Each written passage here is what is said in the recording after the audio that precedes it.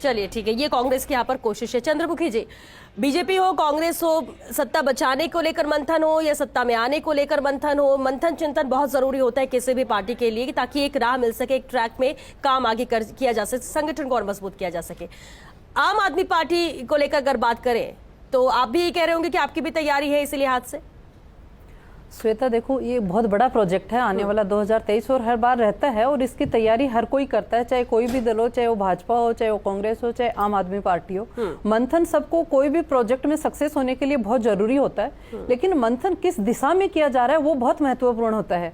आज हम देखेंगे दोनों ही दलों में या तो जो मंथन हो रहा है वो गुटबाजी जो चल रही है, बड़ी गुटबाजी, बीजेपी खेमे में जैसे वसुंधरा जी नाराज हैं और अपना कांग्रेस में सचिन पायलट जी और अशोक गहलोत जी का पिछले 4 साल से लगातार चर्चा में वही चीजें रहती हैं कि सरकार कैसे बचाई जाए, और अभी बीजेपी का है कि कैसे भी करके जनता को गुमराह करके हमें सत्ता में कैसे आया जाए। मंथन है वो जनता हित में होना चाहिए कि किस तरह से विकास कार्य हो, किस तरह से जनता का हित हो। यदि इस तरह का मंथन कुछ हटके मंथन होता है तो जरूर वो जनहित में होगा और वो कामयाब होगा। इतने दिन तक जनता के पास विकल्प नहीं था, तो ये जो मुद्दे मंथन जिनको लेकर ये मंथन करते हैं, फिर चाहे बीजेपी हो कांग्रेस हो, बैठकों में जो जिन पर चर्चा होती है, आपको नहीं था उनमें से कोई भी मुद्दे जनता के हित के हैं? जो चर्चा होती है वो या तो इनकी गुटबाजी को लेके चल रही है, पिछले काफी टाइम से कांग्रेस तो जब से आई है वो अपने बेचारे सरकार बचाने के लिए ही उनका मंथन चलता रहता है। उसके अलावा कोई भी मुझे जनहित में कहीं कार्य दावे होते हैं। आजकल आप देख भी रहे हैं, पिछले कुछ टाइम से जब से बजट की घोषणा हुई है, दिल्ली सरकार को काफी हद तक इन्होंने कॉपी करना शुरू किया है। चलो इसी बहाने से ही हमारा जो मेन मकसद था राजनीति बदलना, उसमें एक शुरुआत हुई है। भले ही वो आपका हिमाचल में देख लीजिए, वहां पे भी 125 यूनिट बिजली फ्री की है, महिलाओं के लिए बस में 50% किया है, तो कहीं बदलाव शुरू हुआ है, एक डर लोगों में आ गया। तो इस चीज को भी इनमें लेके बहुत बड़ा मंथन है कि किस तरह से अरविंद केजरीवाल से हम लोग बच के और निकल पाए और सत्ता में हम आ पाए, क्योंकि अरविंद केजरीवाल ने जनता की उस नस को पकड़ा हुआ है जो उनकी जरूरत है, जो उनके विकास के मुद्दे, जो साइंटिफिक मुद्दों पे वो काम कर रहे हैं। जनता को गुमराह करके जाति धर्म में भड़का के दंगे करवा के इस तरह का कोई भी मुद्दा कभी भी जनता के हित में नहीं हो सकता। लेकिन क्या वाकई में ऐसा कांग्रेस और बीजेपी को लगता है ये एक अलग बैटर हो जाएगा?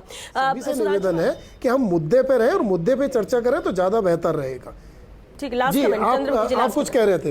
अभी सुधांशु जी, जैसे आपने लास्ट टाइम में बोल रही थी 6 बार गुमराह शब्द को गिना था, अभी आपको उसका सबूत दोनों साथियों ने दे दिया है कि ये गुमराह करने के अलावा इसमें कुछ भी नहीं है। देश की जनता को सिर्फ और सिर्फ गुमराह किया जाता है। भारतीय जनता पार्टी एक इतिहास की पार्टी है जिसकी शुरुआत इतिहास के साथ हुई थी, जिनको वर्तमान और भविष्य से कोई लेना देना नहीं है। माता सीता तक को ये लोग नहीं छोड़ते हैं, इस तरह के स्टेटमेंट देते हैं। क्या ये सारी चीजों से जनहित में क्या? मैं पूछना चाहती हूँ धर्म के अलावा देश में राजनीति नहीं हो सकती क्या?